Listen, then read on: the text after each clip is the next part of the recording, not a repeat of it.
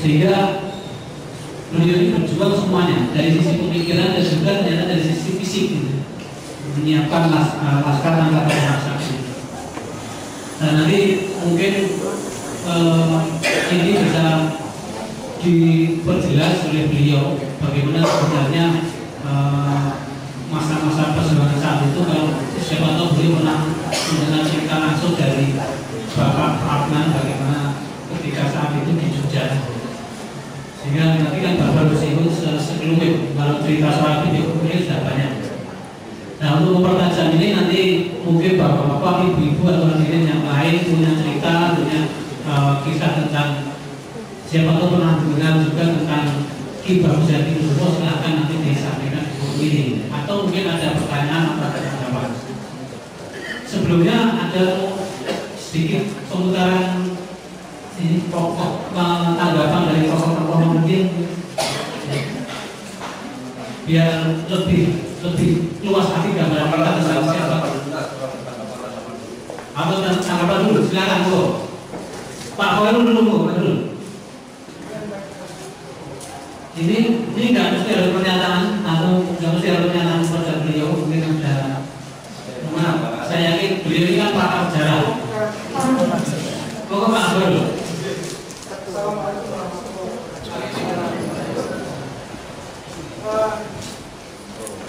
Pengalaman kami pada waktu SMA Muhammad dari Jakarta, kami sudah langsung sumber dari Makassar. Pada waktu itu pada waktu itu yang menjadi menteri agama adalah Pak Menteri Agama. Kan Mari baca.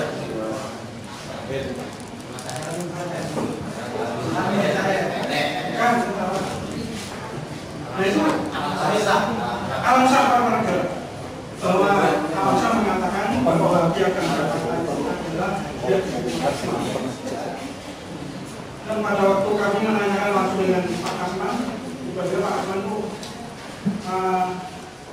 sampai menangis waktu kami. Dia cerita pada waktu dekor antara peristiwa nasional Islami dan nasional sekuler pada waktu itu kan. Bung Karno kan tahu dengan Ki Bagus Hadi Kusumo Pak. Terus untuk meluluhkan hati Ki Bagus Hadi Kusumo, maka dipanggil Pak Kasman untuk menyampaikan supaya ini masalah asas negara jangan disampaikan dulu. Itu PKB dari Pak Kasman begitu Pak. Dengan alasan pertama, Belanda dalam waktu itu masuk agresi. Dan kedua kita juga sementara. Ini kan Pancasila asasi ini kan baru sebentar. Siapa tuh punya macam-macam terusnya. Akhirnya terus diterima itu Pancasila. Dan di saat-saat dihapus Piagam Jakarta, itu karena itu keterangan dari Pak Kasman bahwa tapi harus ada ketuhanan yang Maha Esa. Itu Pak Kasman bertanya sama Ki Bagus, apa itu Kulowo Maha? Nah, kalau yang sekarang kami lihat, kami pernah baca bukunya Yudi Latif, dikatakan bahwa ternyata yang ketuhanan Maha Esa itu dari Bung Hatta. Jadi Bapak siapa yang sebenarnya dengan sejarah ini? Atau menuliskan Assalamualaikum warahmatullahi wabarakatuh. Ada lagi? Boleh Mas. Oh siap. Saya dari STPK. Terima kasih atas pemaparan tadi. Saya menyinggung sedikit tentang santri. Jadi dalam pembicaraan pengajian dan seterusnya itu selalu salah satu yang diklaim itu pejuang kemerdekaan adalah kaum santri. Yang dalam hal ini dimaksud adalah ya santri tetangga kita. Tetangga kita, Wanonai. Kemudian melihat atau mendengar dari pemaparan tadi bahwa di Muhammadiyah ada namanya Laskar Parasabil gitu. Ini Wakana Sabil. Nah ini bagaimana sebetulnya gitu, apakah memang yang paling mendominasi adalah kaum santri Wanona itu atau mungkin itu hanya sengaja untuk menunjukkan eksistensi bahwa tetangga kita itu lebih punya andil dalam perjuangan kemerdekaan. Kemudian yang kedua, mohon kisah yang sedemikian uniknya ini kalau bisa ditulis, karena panjenengan juga ahli menulis. Kalau dengan ahli menulis kita kan nanti jadi ahli membaca. Jadi insya Allah akan lebih bermanfaat karena memang tulisan-tulisan terkait tentang tokoh Muhammadiyah ini masih langka sekali. Jadi sudah langka, kita juga nggak dapat referensi, ya sudah akhirnya selalu. Untuk yang lain? Saya tambahkan mungkin periode dengan Pak Titus ini sangat krusial ya.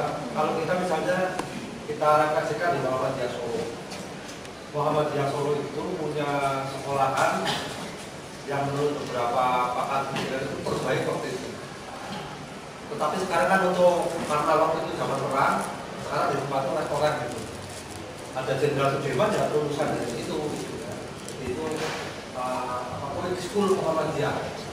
Kalau misalnya kita rujuk ke Mukhtar Bukhari, waktu itu ada 3 politik school terbaik di Indonesia. Satu milik Katolik di Muntilan yang mendirikan konvent, yang satu di Solo yaitu politik school itu depannya Pakim itu Pak.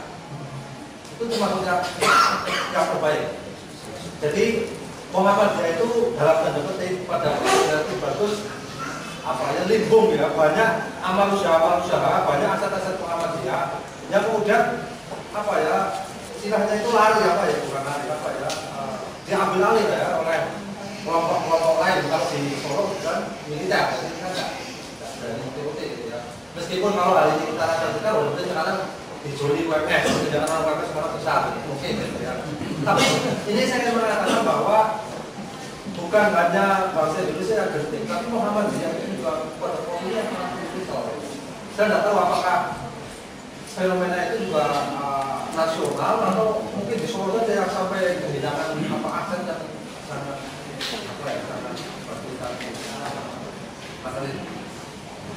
Oke, ini dulu biar beliau lupa nanti. Monggo Pak. Ya, terima kasih. Yang pertama kaitannya dengan Bung Hatta. Itulah saya tadi menyatakan bahwa sejarah itu bisa dirubah sesuai dengan keinginan bangsa. Jadi sebenarnya itu idenya lebih bagus. Jadi bukan Bung Hatta. Jadi Pak Kasman itu menyampaikan apa adanya.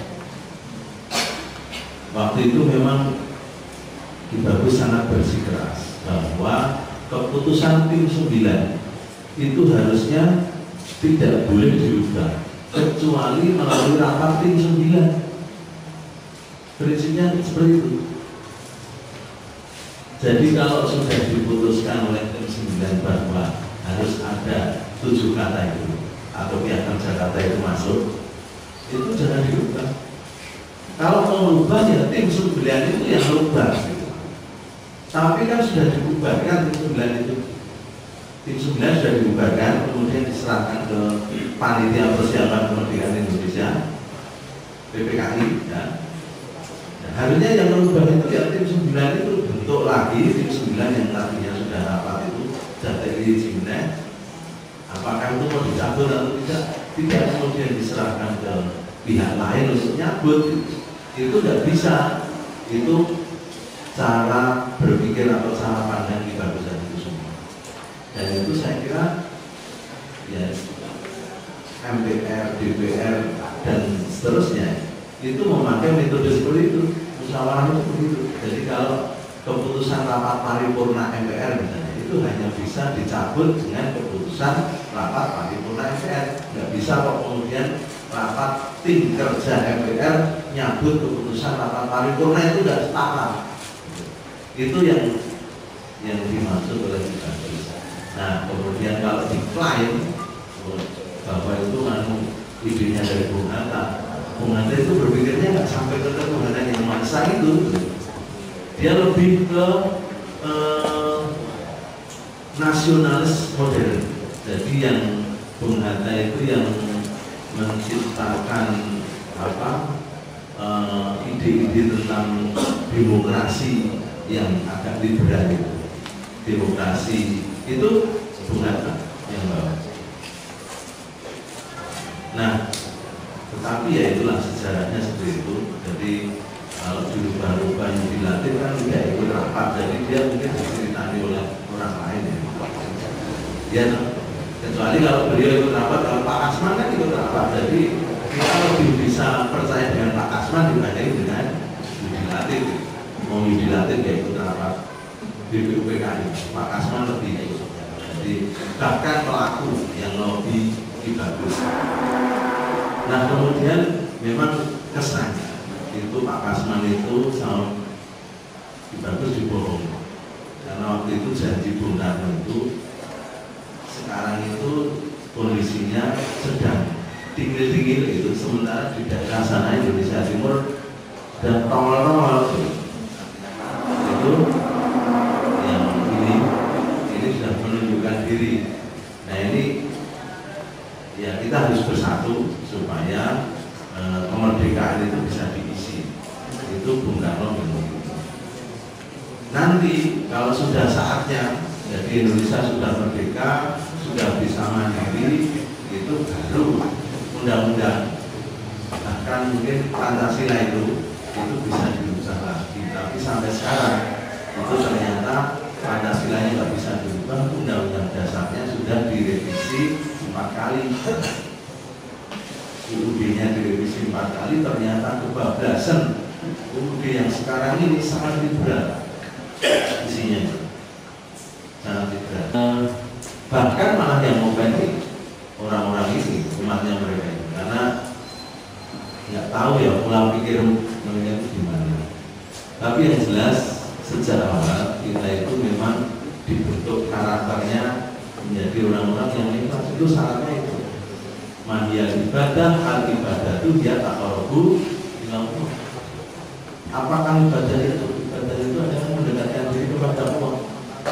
Salah satu ibadah adalah ya, berkarya itu sejak awal masalah lima selalu ditekankan kepada Allah. Akhirnya ciptaannya seperti itu, beda dengan yang lain. Nah kemudian yang pertanyaan terakhir itu tentang aset, ya. Aset-aset di Solo, ya di Jogja juga ada mas. Jadi di Jogja itu aset yang diambil oleh pemerintah itu di Jalan Kapas, ya, dekat kampus Wadi, Universitas Samadana. Jadi dulu itu kita punya tanah yang sangat luas, sangat luas. Di sana itu kompleks Muhammadiyah, ada SD Muhammadiyah Sekolah, SMP Muhammadiyah 2, SMA Muhammadiyah 2, plus Universitas Ahmad Dahlan kampus pusat. Di sebelah baratnya itu sebenarnya milik kita juga, tapi kemudian karena lama tidak dipakai, karena alasannya Muhammadiyah nggak punya duit waktu itu, kita tahun 70-an, Muhammadiyah tidak punya uang, pemerintah pengen punya kantor, akhirnya dipakai untuk Kejaksaan Tinggi, sebelahnya dipakai untuk kantor depan DIY, diambil. Jadi kita kehilangan aset, padahal kalau sekarang itu harganya mahal sekali sana itu, mahal sekali. Kita kehilangan aset karena satu kesalahan kita sendiri. Satu, waktu itu tidak disertifikatkan, karena sertifikat kita nggak punya duit untuk mensertifikasi waktu itu. Kemudian yang kedua, kita juga tidak jeli, ya. Jadi begitu itu sudah diambil di sertifikat baru oke, baru bingung. Nah sudah telat, sudah diambil oleh Kejaksaan sama Kementerian Agama. Ini kelemahan kita. Nah, tanah-tanah kita, wakaf yang ada di Sulawesi, di Kalimantan itu luas-luas, puluhan hektar, ada yang wakaf puluhan hektar. Itu sebenarnya kalau Muhammadiyah sana itu aktif sedikit itu bisa jadi kebun sawit gitu ya. Ya untuk kelangsungan amal usahanya, tapi ya itu tadi begitu dikasih wakaf itu bingung akhirnya nganggur tanahnya. Itu bahaya itu kalau didiamkan nanti juga diambil lama tidak digarap itu ya sudah dianggap lahan nganggur kan diambil. Nah ini kita mungkin introspeksi ya supaya itu sudah ada kan majelis wakaf itu kerja mendata tanah-tanah Muhammadiyah yang belum disertifikasi, sertifikatkan. Kalau untuk biaya minta amal usaha yang kaya.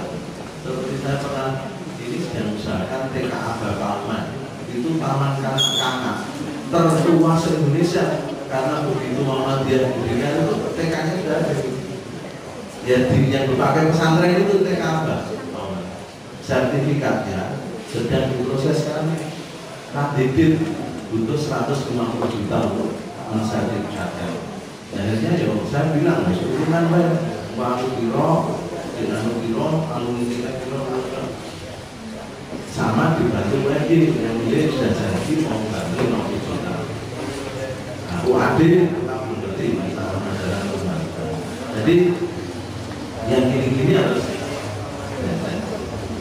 saya kira itu ya itu untuk tapi kalau dari sisi yang mengambil alih itu ya karena seperti di ruang oleh kita sehingga kita saja memberikan 5 ya, terima kasih. Ada penampilan yang menarik dari apa yang disampaikan Pak Khairul dan Mas Andri yang jawaban dari Mas Sabnan. Sepertinya Muhammadiyah ini memang sifatnya tanpa pamrih yang sudah sangat mendalam di kawasan Muhammadiyah. Makanya kemudian jarang sekali memasukkan hal ini. Bahkan apa namanya pengusulan gelar pahlawan kepada Ki Bagus ini juga intensif sekitar 2 tahun. Kalau saya coba telusuri itu baru intensif 2 tahun. Meskipun sejak lama ya. Bahkan hampir seluruh anggota BPUPKI itu sudah jadi pahlawan semua.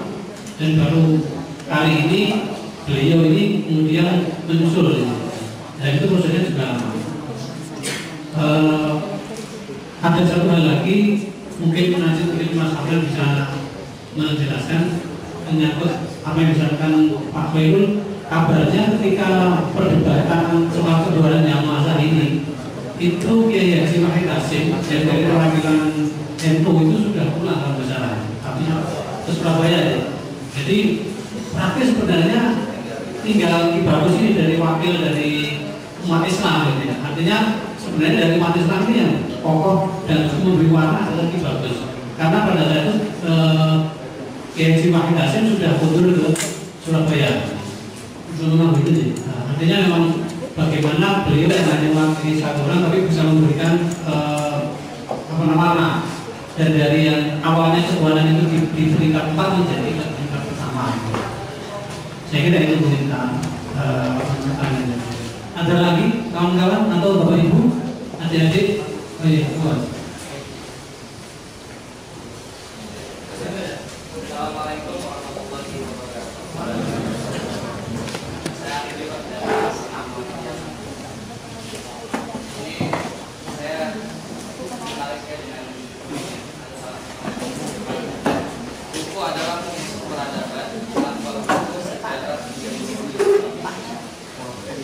Dari sini saya sangat concern sekali kalau tentang spirit untuk menulis, karena saya pikir bahwa dengan adanya kemudian literasi apa yang menjadi harapan kita terhadap sejarah kebangsaan itu bisa terang benderang, bisa jelas karena banyak literasi. Saya pun juga ketika saya menulis literasi pertengahan tentang agama, dan insya Allah ingin saya sebutkan. Nah, mungkin yang ingin saya tanyakan adalah kira-kira apa yang bisa Bapak usulkan ketika mungkin saya juga punya keinginan yang kuat untuk bisa menulis juga tentang jabatan itu. Kira-kira usulan apa yang bisa Bapak berikan? Materi-materi yang saat ini urgent yang bisa dibahas dalam sebuah buku untuk berkenaan tentang jabatan. Apakah